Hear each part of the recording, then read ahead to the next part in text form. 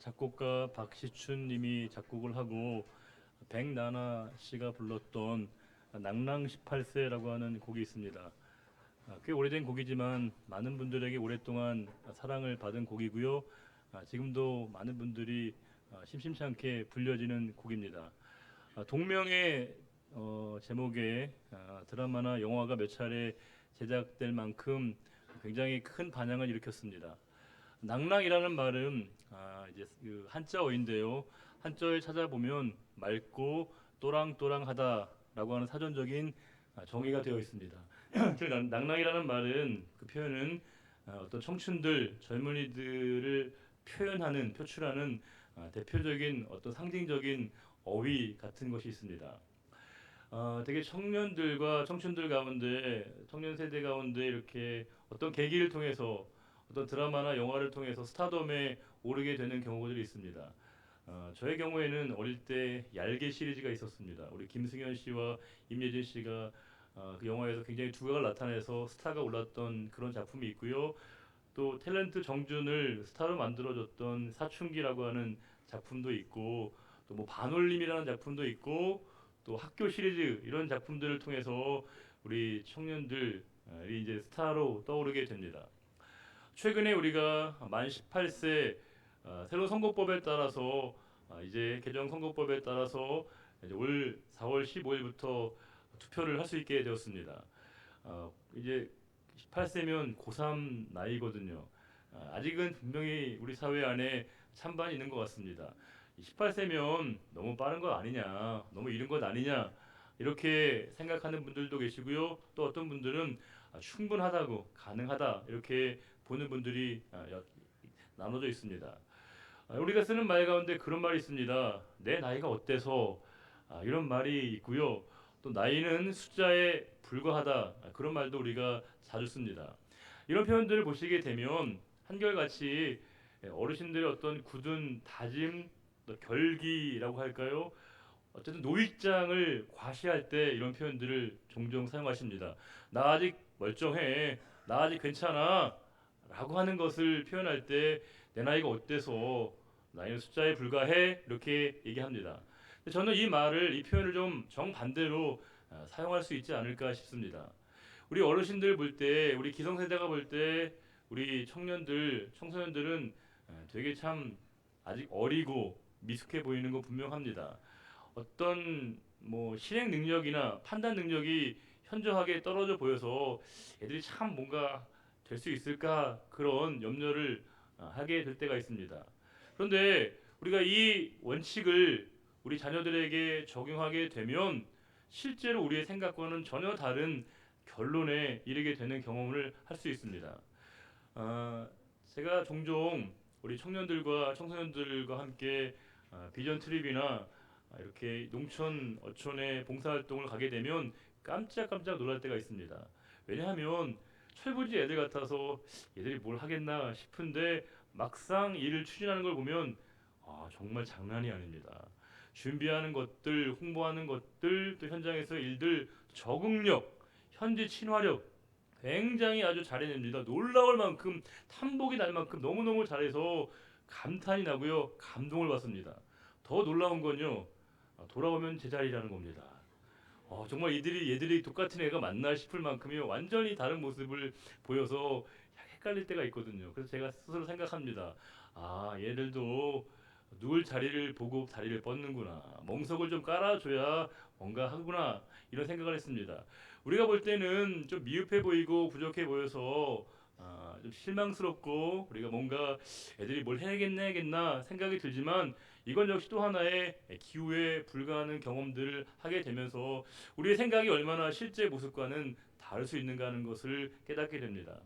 사람들은 자기 자신을 보다도 냉철하게 객관적으로 자각하기 전까지는 외부의 시선과 외부의 시각에 따라서 자신의 판단과 인식을 하게 됩니다. 즉 다른 사람이 나를 어떻게 봐줄 것인가에 깊은 관심을 갖고 있습니다. 그래서 가능하면 실제 모습이 아니라 좀 과장된 모습을 취하려고 할 때가 있습니다. 좀 과시하고요. 허례허식을 보일 때가 있고 좀 허세를 떨 때가 있습니다. 그러다가 이제 진짜 자기 자신을 발견하게 되고 자각하게 되면 생각과 판단이 좀 달라집니다. 우리가 한 사람의 존재의 각성의 가장 극적인 변화를 보여주는 예가 바로 미운 오리 새끼 이야기입니다. 미운 오리 새끼가 원래 자기 자신이 미운 털 박힌 오리인 줄 알았더니 실제 뭐라는 거예요? 나는 백조였다는 걸 알게 된 겁니다. 오리인 줄 알았더니 실제 자기 자신은 백조였다는 것을 자각하게 되는 순간이 있었습니다. 우리가 기독교 신앙의 관점에서 볼 때 가장 중요한 것은 우리가 나 자신을 하나님의 관점과 그분의 시각으로부터 우리를 바라보느냐였습니다. 즉 우리가 나 자신을 어떻게 이해하느냐의 가장 핵심은 하나님의 눈과 그분의 시선과 그분의 그 눈길로 시각으로 나를 어떻게 바라보느냐에 달려 있습니다. 즉 우리는 오직 하나님으로만 설명되는 인생입니다. 우리의 존재는 오직 하나님으로만 설명되는 존재가 바로 우리들 자신이라는 것입니다. 즉 우리는 하나님 앞에 섰을 때만이 비로소 나를 나로 정확하게 이해할 수 있습니다. 볼 수 있습니다. 십자가 앞에 서야만이 내가 어떤 존재인가를 분명하게 인식하게 됩니다. 제가 얼마 전에 십자가를 생각할 때 너무 힘들었습니다. 왜냐하면 십자가만을 생각하니까 울컥하고 눈물이 계속 폭포수와 같이 흐르는 겁니다. 이 눈물을 주체할 수 없었습니다. 어떤 분이 그러시더라고요. 갱년기라고. 여러분 갱년기가 아닙니다. 진짜 마음의 감동과 은혜를 깨달으면서 십자가의 의미를 묵상하면 묵상할수록 감당할 수 없는 눈물이 흘렀습니다. 우리는 세상에서 제법 의롭게 살려고 노력하는 편이기 때문에 우리가 죄인이라는 사실을 잘 모릅니다. 인정하려고 하지 않습니다. 그런데 하나님 앞에 서면 십자가 앞에서 우리를 비춰보게 되면 우리가 얼마나 철저하고 완벽하게 죄인인가를 깨닫게 됩니다. 십자가 앞에 섰을 때 우리는 완전하고 철저하게 깨져야 됩니다. 무너져야 됩니다. 옛 자아가 죽어져야 됩니다. 그리고 그리스도와 더불어 새로운 생명으로 부활의 새 생명으로 중생과 거듭남을 경험할 수 있습니다. 아쉬운 건 여전히 주님을 만나지 못할 수 있습니다. 십자가 앞에 서지 못하면 우리 옛 자아가 남아 있습니다. 과거의 습성과 기질이 남아 있을 수 있습니다. 그런데 십자가 앞에 서면 우리의 자아는 죽습니다. 우리 옛 자아는 철저하게 죽어지게 되고요. 그리스도와 더불어 새로운 생명으로 거듭나게 돼서 예전에 하지 못했던 생각, 예전에 품을 수 없었던 마음, 예전에 우리에게 가능하지 않았던 말들이 우리에게 흘러나오게 된다는 겁니다. 그러하기에 우리의 삶의 가장 중요한 것은 내가 지금 하나님 앞에 서 있는 것인가, 내가 십자가 앞에 서 있는가가 가장 중요한 관건입니다. 오늘 본문은 백척간두의 국가적인 위기 가운데 하나님의 부르심을 받았던 선지자 예레미야가 하나님의 부르심을 받았던 그 소명에 관한 말씀입니다. 하나님이 예레미야를 선지자로 부르시는 내용이 오늘 본문의 말씀입니다. 그런데 오늘 본문을 보시게 되면 하나님이 이 예레미야를 부르시는 그 상황, 언제 부르셨는가가 뜻밖의 말씀을 주고 있습니다. 우리 1장 4절과 5절을 같이 한번 읽어보겠습니다. 여호와의 말씀이 내게 임하니라. 이르시되 내가 너를 모태에 짓기 전에 너를 알았고 내가 배에서 나오기 전에 너를 성별하였고 너를 여러 나라의 선지자로 세웠노라 하시기로. 여러분 놀랍지 않습니까? 하나님이 예레미야를 언제 부르시고 택하시고 선택하시고 그를 선지자로 세우셨냐면 태중에 있을 때, 세상에 나오기도 전에 하나님께서 이미 이 예레미야를 선지자로 삼으시고 택하시고 부르셨다는 말씀입니다. 이 말씀의 중요한 것은 이 관계의 이니셔티브가 중요합니다. 이 모든 관계의 주도권이 하나님께 속한 것임을 깨닫는 게 중요합니다. 하나님이 먼저 예레미야를 부르시고 선택하시고 세우셨다는 것입니다. 그것은 지금 우리에게도 마찬가지입니다. 하나님이 먼저 우리를 택하시고 우리를 부르시고 우리의 이름을 불러서 이 자리에 우리를 세우신 것입니다. 우리가 먼저 하나님께 나아간 게 아니라 하나님이 먼저 우리를 찾아와 주셨다는 것입니다. 우리가 새로운 학년이 되거나 새로운 상급학교에 진학하면요, 되게 낯설고 모든 게 어색합니다. 환경과 문화와 분위기가 다 좀 어색하거든요. 새로운 친구들을 만나서 사귀는 건 어렵습니다. 근데 가장 어려운 게 선생님입니다. 새로운 선생님을 만난다는 것, 이분에게 어떻게 적응해야 되는가, 그런 생각이 들 겁니다. 계속 어색하고 대면대면합니다. 그런데 어느 선생님이 갑자기 저의 이름을 불러주십니다. 아무개야. 그러면 너무 감동스러운 겁니다. 그때부터는 이 선생님이 평생의 나의 선생님이 됩니다. 나의 스승님과 은사님으로 여겨지게 됩니다. 그분의 부르심의 그 한 번의 순간이 새로운 관계를 정립하고 세워가게 된다는 사실입니다. 제가 청년 시절에 좀 잠시 다녔던 교회가 있습니다. 제가 통합측 목사가 되기 위해서 다녔던 첫 교회였는데요. 그 교회에 이제 등록하고 다니면서 이제 그 또래 모임을 간 적이 있습니다. 저희 같은 동기, 같은 나이 또래 한 3, 40명 정도가 모여 있는 그런 모임이었는데 되게 어색하잖아요. 주목받는 것도 아무도 주목하지 않지만 주목받는 것 같고 뭔가 되게 어색하고 어떻게 해야 되나 이렇게 추별차별하고 있는데 갑자기 어떤 한 자매가 저에게 찾아오더니 이름을 물어봅니다. 그리고 여러 가지 호구 조사를 합니다. 너무너무 기뻤죠. 제 속으로 생각에 이 친구가 저한테 관심이 있나? 저를 좋아하나? 이렇게 생각했거든요. 그 사람이 저희 지금 집사람입니다. 근데 놀라운 건 제가 너무 저에게 설레이는 순간이어서 제가 가끔 확인해 보면 별 의미 없었다고, 별 생각이 없었다고, 심지어는 기억도 잘 못하는 것 같더라고요. 이걸 전문적인 용어로 헛물 켰다 이렇게 저희가 표현하거든요. 근데 먼저 알아봐주고 불러주고 이렇게 관계로 이어지게 했다는 게 너무너무 중요했습니다. 지금 예레미야를 부르시고 택하신 그 하나님이 예레미야가 태어나기도 전에 내가 너를 성별하였고 내가 너를 불렀고 내가 너를 선지자로 세웠다라고 그에게 말씀해 주시는 겁니다. 얼마나 감격스러운 얘기입니까? 얼마나 그가 축복된 얘기입니까? 이 축복된 얘기를 들었을 때 뜻밖의 예레미야의 반응이 우리의 생각과 좀 다릅니다. 6절입니다. 6절 읽어보겠습니다. 내가 이르되 슬프도소이다 주 여호와여 보소서 나는 아이라 말할 줄을 알지 못하나이다 하니 예레미야가 이렇게 얘기하는 거예요. 주님 제가 너무 슬픕니다. 여기 슬픔은 원통함이 아니죠. 애통함입니다. 자신이 아이라는 겁니다. 내가 할 말을 못한다는 겁니다. 다른 말로 얘기하면 나는 아직 하나님이 선지자로 부르기에 준비가 안 된 사람입니다. 여건과 상황이 안 됩니다. 하나님 내가 함량부족한 미단인 거 너무너무 잘 아시지 않습니까? 라고 고백하는 겁니다. 이 지금 예레미야의 소명을 보게 되면요. 자원병이 아닙니다. 하나님이 그를 징집하시는 걸 알 수 있습니다. 하나님 저는 아이입니다 라고 얘기하는 겁니다. 부족함 때문에 감히 내가 그 일을 할 수 없습니다 라고 얘기하는 겁니다. 우리가 어떤 기회가 주어졌는데 내가 준비가 덜 돼서 상황이 안 돼서 패스해야 된다면 얼마나 애통하고 슬프겠습니까? 지금 이 예레미야의 심정이 그런 겁니다. 하나님 불러주신 건 너무너무 고마운데요. 제가 지금 준비가 안 돼 있습니다. 저는 아이일 뿐입니다. 그렇게 부족하고 미흡한 게 저입니다. 라고 얘기하는 겁니다. 이건 하나의 그 예레미야의 겸손입니다. 이 겸손은 그냥 겸손이 아니라 사실에 입각한 그런 겸손입니다. 그렇잖아요. 여러분 우리가 새로운 어떤 일들과 상황과 어떤 사명이 주어졌을 때 두려움과 떨림과 기대감과 중압감을 부담감을 느끼는 건 너무너무 자연스럽고 당연하다는 겁니다.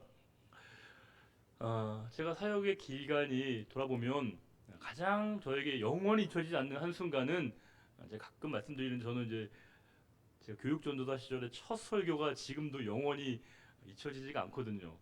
신학교는 참 야속하게도 신학교 현장에 가서 어떻게 설교하고 어떻게 이렇게 목회를 하는지를 좀 알려주시면 좋겠는데 그런 세세한 부분은 알려주지 않고 바로 현장에 투입됐습니다. 이제 첫 설교를 하게 되는데 지금도 정말 그 얘기할 때마다 제가 너무 부끄러워지는데요. 설교할 때 그 중등부에서 제가 설교했는데 설교하는 내내 아이들과 선생님을 단 한 번도 안 봤습니다. 아니, 못 봤습니다. 계속 원고만 보고 이렇게 설교를 했습니다. 그 참담함 여러분 아세요? 그리고 내려왔습니다. 강단에 내려오는데 정말 얼굴을 들 수 없는 겁니다. 너무 부끄러워서. 근데 정말 제가 평생의 은인을 생각하는 그 오 권사님이 제 손을 잡아주시더니 전사님 오늘 설교 은혜 많이 받았습니다. 저는 정말 그때 제 귀에서 핸델의 메시아가 들렸습니다. 와 그렇다. 야, 제 설교에 이렇게 은혜를 받는 분이 계시다니 너무 감격스러운 겁니다. 너무 제가 그 말에 용기를 얻었거든요. 그 권사님에게 제가 평생의 은인처럼 감사한데 단 한 가지 정말 눈꼽만큼 제가 아쉬운 게 있는데 그게 뭐냐면 권사님은 누구나 은혜 받는다고 하셔가지고 저한테만 그런 건 아니구나 제가 그렇게 생각을 했습니다. 근데 1년 뒤에 장년부 설교를 할 수 있는 기회가 주어졌습니다. 헌신 예배 때 말씀을 전하는 건데 오후 예배 때요. 이건 또 다른 부담감이었습니다. 중압감. 이제 아이들에게 말씀을 전하다가 어른들에게 말씀을 전하는 게 정말 그 순서가 정해진 그 순간부터 정말 죄송한데 은혜가 넘치고 그랬는데 밥맛이 좀 없어지더라고요. 이게 너무 그게 긴장이 되고 부담스러워서 그래서 제가 했던 방식은 뭐냐면 그 한 25분 정도 설교를 준비하면서 원고는 물론이거니와 토시 또 뭐 이렇게 어미 조사 하나까지를 완벽하게 외웠습니다. 왜냐하면 다 한순간에도 실수할까봐 제가 긴장하면서 말씀을 외웠거든요. 그러면서도 말씀을 전하면서 실제로 눈은 여기 보고 있는데 어디를 보고 있는지 모르는 그런 말씀을 전했던 시간이 있습니다. 뒤에서 계속 땀이 흘렀거든요. 제가 지금 요즘 목사님들과 전사님들 보면 정말 존경스럽습니다. 저는 강단에 서는 것조차 부담스러웠는데 어떻게 그렇게 아주 의젓하게 타게 말씀을 전하실 때마다 참 놀랍다, 참 대단하다 싶거든요. 지금 예레미야가 그렇게 두려워하고 있는 겁니다. 왜냐하면 새로운 상황에 대한 임무가 사명이 주어졌을 때 두렵고 떨리는 마음을 갖는 건 지극히 당연한 것이죠. 여러분들에게 오늘 한 해 새로운 사역이 주어졌을 수 있습니다. 그 사역을 대할 때 우리에게 두려움과 여러 가지 복합적인 생각이 들 수 있습니다. 특별히 저는 올 한 해 우리가 작년에 예배 삼복의 축복을 넘어서서 올 한 해부터 이제 원년으로 우리가 1000명의 참된 예배자와 300명의 거룩하고 자원한 헌신자를 위한 기도를 하고 있습니다. 그런데 기도를 하지만 내심 불안한 마음과 두려운 마음을 지울 수 없습니다. 왜냐하면 저는 저를 너무 잘 알기 때문에 그렇습니다. 하나님 보시기에 정말 아이 같거든요. 부족하거든요. 너무나 부족함과 미흡함을 너무나 선실로 자각하고 인식하기에 두려운 마음이 드는 건 너무너무 당연합니다. 예레미야는 그 이상이었을 겁니다. 그런데 그 예레미야에게 하나님이 이렇게 얘기하십니다. 7절입니다. 읽어보겠습니다. 여호와께서 내게 이르시되 너는 아이라 말하지 말고 내가 너를 누구에게 보내든지 너는 가며 내가 내게 무엇을 명령하든지 너는 말할지니라. 하나님이 이렇게 얘기하시는 겁니다. 너 아이라고? 아니야. 아이라 하지 마. 아이라고 부르지 마. 내가 어디로 가든지 누구를 만나든지 내가 할 말을 해 라고 그에게 말씀하시는 겁니다. 우리가 새로운 상황, 익숙하지 않은 상황에 직면하게 되면 두려움과 걱정과 염려, 새로운 사람을 만나고 새로운 상황을 직면한다는 건 누구에게나 다 두려움일 수 있는데 오늘 말씀은 가려서 하라는 게 아니거든요. 누구를 만나든지 어떤 상황을 만나든지 내가 두려워하지 마. 담대하게 얘기해 라고 그에게 말씀하시는 겁니다. 그런데 그 이유를 8절에 이렇게 말씀하고 있습니다. 읽어보겠습니다. 너는 그들 때문에 두려워하지 말라. 내가 너와 함께하여 너를 구원하리라. 나 여호와의 말이니라 하시고, 원문에 가깝게 번역하면 이렇습니다. 너는 그들 때문에 두려워하지 말아라. 왜냐하면이 빠져 있습니다. 왜냐하면 이유가 있습니다. 그가 두려워하지 말아야 되는 이유가 뭐냐? 내가 너와 함께하여 너를 구원할 것이다. 나는 여호와이다라고 그에게 말씀하시는 겁니다.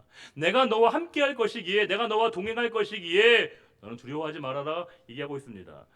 너는 그들 때문에 두려워하지 말라고 되어 있지만 이것은 꼭 그들만이 아니라 그 일 때문에, 그것 때문에 네가 염려하고 불안해하고 걱정하는 그 일 때문에 내가 두려워하지 말라는 겁니다. 왜요? 내가 너와 함께하여 내가 너를 구원할 것이라 그에게 말씀하시는 겁니다. 하나님은 대책 없이 우리를 사지로 내모는 분이 아닙니다. 우리에게 무책임하게 일을 떠맡기는 분이 아닙니다. 우리에게 어떤 상황과 어떤 일을 주셨다면 거기에 반드시 그분 안에 답이 있다는 겁니다. 우리 너무 잘 알고 있는 말씀이지만 고린도전서 10장 13절 말씀을 읽어보겠습니다. 사람이 감당할 시험 밖에는 너희가 당한 것이 없나니 오직 하나님은 미쁘사 너희가 감당하지 못할 시험 당함을 허락하지 아니하시고 시험 당할 즈음에 또한 피할 길을 내사 너희로 능히 감당하게 하시느니라. 아멘. 저는 이 말씀을 믿습니다. 이렇게 말씀하시는 분이 하나님이시죠. 그분이 우리에게 문제를 주시면, 시험을 주시면 반드시 뭐예요? 피할 길을 주신다는 겁니다. 그걸 넉넉히 이기게 우리를 인도하신다는 겁니다. 지금 두려워 떨고 있는, 염려하고 있는 그 예레미야에게 너 두려워하지 마. 누굴 만나든지 내가 힘을 얻어. 왜? 내가 너와 함께 할 거야 라고 그에게 말씀하신다는 겁니다. 그럼 이 말씀을 통해서 우리가 알 수 있는 건 뭐겠습니까? 우리에게 어떤 일이 주어졌다면 거기에 하나님의 허락이 있다는 겁니다. 우리가 누군가를 만나게 하시고 어떤 일을 우리에게 맡겨주신다고 한다면 하나님이 대책 없이 우리에게 그 일을 맡기시는 분이 아니라는 겁니다. 우리보다도 우리 자신을 더 아시는 그분이 우리에게 그 일들을 맡기셨다는 겁니다. 그 일들을 맡기심으로 말미암아 당신이 누구이신가, 당신이 어떤 분이신가를 우리들에게 선명하고 분명하게 보여주시기 위해서 우리에게 그 일들을 맡기시고 우리를 이 사명의 자리에 불러주셨다는 겁니다. 엄밀하게 생각해 보면 우리가 끊임없이 우리를 끝까지 우리가 두려워하는 이유가 뭘까요? 왜 저와 여러분이 이렇게 두려워하죠? 우리가 두려움의 궁극적인 이유는 결과에 대한 책임감입니다. 책임을 우리가 지기가 어렵거든요. 책임을 져야 된다는 게 우리에게 부담감입니다. 저도 제가 장남이어서 그런지 모르겠으나 어떤 상황이 주어지게 되면 이게 n분의 1로 나눠지진 않더라고요. 뭐 동생들과의 관계든지 또 친구들을 만나도 뭔가 조금이라도 더 책임을 지고 싶은 마음이 먼저 드는 건 사실입니다. 목회를 하고 사역할 때도 마찬가지였습니다. 어떻게 하면 저에게 주신 이 자리에서, 이 사명의 자리에서 더 많은 책임을 감당해야 될 것인가에 대한 그 의식을 갖고 있습니다. 저는 그건 굉장히 감사한 축복이라고 생각하는데 이건 역시 때론 교만이었다는 겁니다. 하나님은 저에게 결과에 대한 책임을 물으시는 분이 아니라는 겁니다. 너는 그 일들을 맡겨주신 그분을 온전히 믿고 신뢰하면서 누리라고 하는 것이죠. 우리는 마치 그 역할이 우리의 책임인 것처럼 생각하는데 그건 우리의 영역이 아니라는 겁니다. 결과를 책임지시고 일을 이루시는 분은 바로 우리가 아니라 하나님이십니다. 그분이 그 일을 책임지시고 끝까지 그 일을 맡아주신다고 우리에게 말씀하고 있습니다. 최종적인 궁극적인 책임, 교회를, 우리 인생을 책임져 주시는 분은 바로 하나님이시기에 우리 나에게 맡겨진 일들을 믿음으로 감당하게 되는 것입니다. 그 예레미야가 그 사실을 깨닫게 되고 놀라운 체험을 하게 됩니다. 우리 9절 보겠습니다. 여호와께서 그의 손을 내밀어 내 입에 대시며 여호와께서 내게 이르시되 보라 내가 내 말을 내 입에 두었노라. 너무 기가 막힌 말씀이죠. 하나님의 손이 내 입에 대셔서 나의 입에 하나님의 말씀을 담아 주셨습니다. 이야, 진짜 기가 막힌 말씀이죠. 정말 감동적인 말씀입니다. 이게 하나님의 손길이, 하나님의 손이 내 입에 닿았다라고 지금 예레미야가 얘기하고 있습니다. 하나님에게 손이 있어요, 없어요? 다수결로 해야 될까요? 도대체 이 손은 오른손이에요, 왼손이에요, 여러분? 하나님에게 손은 없습니다. 그러나 예배 신앙은 하나님의 손길과 터치를 경험해야 됩니다. 이 시간 우리를 만져주시고 터치하시는 그분을 반드시 우리가 경험해야 된다는 겁니다. 예배는 하나님의 손길을 가장 직접적으로 경험하는 자리입니다. 우리의 영혼을 만지시고 우리의 머리를 만져주시고 우리의 가슴을 만져주시고 우리의 모든 존재를 어루만져주시는 그분을 안아주심을 우리가 경험하게 되는 것, 그것이야말로 하나님과의 만남이자 예배라고 하는 겁니다. 우리가 하나님의 손길을 경험하지 못하면요, 우리 생활이 건조해지게 됩니다. 그러나 오늘 예레미야는 하나님의 손길과 터치를 경험하게 되었습니다. 하나님의 손길과 하나님의 터치는 지각이자 자각이며 인지이자 공감이라고 하는 겁니다. 그분이 나를 이렇게 안아주시는구나, 그분의 손길이 나를 어루만지시는구나 라고 하는 것을 예레미야가 느끼게 된 겁니다. 이게 얼마나 그에게 감동스러웠겠습니까? 그 이후에 하나님이 그에게 구체적인 사명을 주십니다. 10절입니다. 읽어볼까요? 보라 내가 오늘 너를 여러 나라와 여러 왕국 위에 세워 내가 그것들을 뽑고 파괴하며 파멸하고 넘어뜨리며 건설하고 심게 하였느니라 하시니라. 아멘. 하나님께서 이제 아이라고 생각했지만 너 더 이상 아이 아니야 라고 예레미야에게 말씀하시면서 그에게 구체적 사명을 말씀하십니다. 하나님의 일에 그를 중보자와 대행자로 삼으실 것을 하나님이 선포하시고 선언하신 겁니다. 스스로 자기 자신을 아이라고 생각하는 건 부끄러운 게 아닙니다. 그런데 하나님을 만난 이후에도 아이라고 생각하는 건 부끄러운 겁니다. 예배 이전에, 예배가 시작되기 전에 우리에게 눌림이 있을 수 있습니다. 부담과 걱정과 염려로 우리 마음이 채워질 수 있습니다. 그런데 예배 이후에도 우리가 똑같다면 그건 심각한 겁니다. 살아계신 하나님을 만나지 못하는 것이죠. 살아계신 그분, 절대자이신 그분에 대한 그 확신을 우리가 갖지 못했을 때 우리가 여전히 근심과 걱정과 염려 가운데 있을 수밖에 없지만 하나님은 너는 아이가 아니라고 얘기하는 겁니다. 더 이상 너는 아이라고 얘기하지 않습니다. 내가 넉넉하게 너에게 그 일들을 감당하도록 그 일을 맡겨주신다라고 그에게 말씀하고 있습니다. 저는 오늘 말씀을 읽으면서 좀 발칙한 제 나름대로의 방식으로 오늘 말씀을 읽어봤는데 그건 제 주관적인 이해니까 좀 이해해 주시길 바라고요. 저는 이 말씀 읽으면서 혹시 예레미야가 이제 경상도 사람이면 얼마나 재밌을까 생각해봤습니다. 이런 거죠. 하나님이 야, 내가 너를 선지자로 태중에서부터 불렀고 세웠다라고 말씀하시는데 예레미야가 이렇게 얘기하는 겁니다. 아이라고. 여러분 우리 경상도 말로 아이라예 그럼 아닙니다. 아니다 이렇게 얘기하는 것이거든요. 지가 뭐라고요 이렇게 얘기하는 겁니다. 야, 1부와 2부와 3부의 반응이 이렇게 다르네 되게. 중요한 건 하나님이 그를 불러주셨거든요. 너는 더 이상 아이가 아니다. 그런데도 본인이 스스로 나는 부족하고 연약한 아이라고 생각하는 건 겸손이 아닙니다. 진짜 겸손은요, 아멘으로 순종하는 겁니다. 당신의 말씀대로 되어질 줄 믿습니다. 저는 부족하고 미약하지만 당신의 능력이 저에게 임하면 하나님이 함께 하시면 내가 넉넉히 모든 것을 감당할 수 있음을 믿습니다. 라고 고백하고 인정하는 게 진짜 겸손한 자의 고백이라고 하는 겁니다. 성경에 보시게 되면요, 하나님이 당신의 이름을 이렇게 얘기하십니다. 하나님의 이름이 뭡니까? 라고 물어볼 때 I am that I am. 이 번역이 잘 안 되는 말이어서 우리말 번역에는 나는 스스로 있는 자다 이렇게 번역했는데, 또 다른 번역은 뭐예요? 나는 바로 나다. 나는 나다. 하나님이 당신을 뭐라고 말씀하시냐면 나는 나다라고 얘기하십니다. 나는 나다. 너는 너다. 이게 뭘까요? 너는 너의 역할을 하면 돼. 나는 내 역할을 할 거야. 너는 너에게 주어진 본분과 책임을 다하면 돼. 그 일을 결과를 짓고 책임지고 일을 이루고 성취하게 하는 건 네가 아니야. 나야. 나는 나일 뿐이야 라고 하나님 우리들에게 말씀하시면서 오늘 우리에게 맡겨진 소임을 우리는 우리의 자리에서 넉넉히 감당하는 것이고, 궁극적으로 그 일을 이루시고 성취하시는 분 누구이시냐? 하나님이신 것이고 그분께 모든 영광을 돌리는 것, 그것이 우리에게 주어진 본분임을 깨닫게 하신다는 겁니다. 우리 마지막으로 예레미야서 33장 2절과 3절 말씀을 다 같이 읽고 오늘 말씀을 마치겠습니다. 예레미야 33장 2절과 3절입니다. 이를 행하시는 여호와, 그것을 만들며 성취하시는 여호와, 그의 이름을 여호와라 하는 이가 이와 같이 이르시도다. 너는 내게 부르짖으라. 내가 내게 응답하겠고 내가 알지 못하는 크고 은밀한 일을 내게 보이리라. 아멘.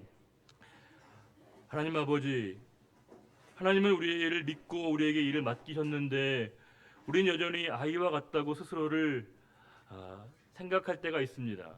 그것이 겸손이 아님을 알게 하셔서 감사합니다. 우리에게 진정한 겸손은 하나님을 온전히 신뢰하고 나에게 일을 맡겨주신, 우리에게 새로운 일을 허락하신 그 하나님의 놀라운 은혜를 깨닫고 그 모든 일들을 통해서 일을 이루시고 완성하시는 분이 바로 성취하시는 분이 하나님이심을 믿고 우리는 그 말씀 앞에 온전히 아멘하며 순종할 수 있기를 원합니다. 우리의 모든 삶에 어떤 일이 있을지 모르나 하나님께서 올 한 해 동안 우리의 모든 삶의 길을 인도하시고 걸음걸음마다 저희들과 함께 하시고 동행하신다는 그 약속의 말씀을 믿습니다. 하나님을 믿습니다. 우리와 함께 하신다는 그 약속의 말씀을 믿습니다. 이 말씀 붙들고 올 한 해 넉넉히 주님과 함께하는 삶이 되기를 간절히 바라며 영원히 저희들의 찬양과 존귀를 받으실 우리 주님 예수 그리스도의 이름으로 축복하며 기도드리옵나이다. 아멘. 다 같이 나셔서 우리 패성하겠습니다.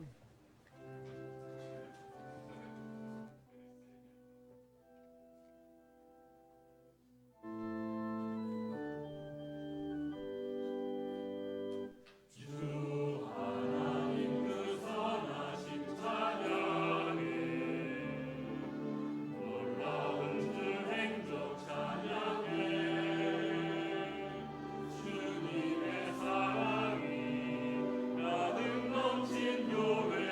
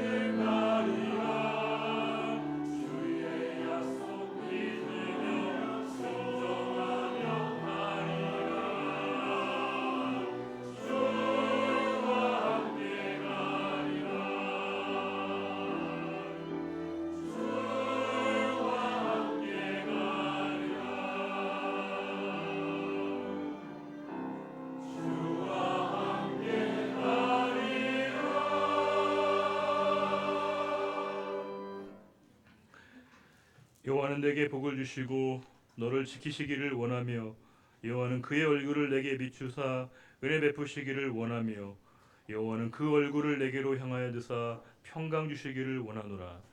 이제는 우리 주 예수 그리스도의 은혜와 하나님 아버지의 갚을 길 없는 그 크신 사랑의 주심과 성령의 인도 교통 내주 충만케 하심이 올 한 해 온전히 그 말씀 붙들고 주님과 동행하는 삶을 살기로 다짐하는 우리의 거룩한 결단과 그 믿음의 걸음걸음 위에 이제로부터 영원히 함께해 주시기를 간절히 축원하옵나이다. 아멘.